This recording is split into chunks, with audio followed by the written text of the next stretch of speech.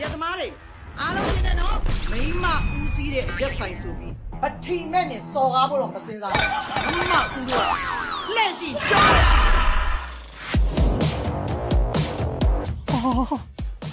အလန်းလေးကွာချစ်စာလေး မစိတ်ကိုလျှော့တာနော်အသက်ကိုဝအောင်ရှူမင်းရဲ့တဏှာတွေကိုထိန်းထားလိုက်စမ်းထိန်းထားလိုက်စမ်း ဘယ်ကညိုကြီးတဲ့ဘက်ကဖိုးပြီးဒီရက်ကွက်မှာပဲနေကြတာလေတိတ်တော့အယောမဝင်နဲ့ 你有没有被骂呗？啊，你谁家里？又叫多少？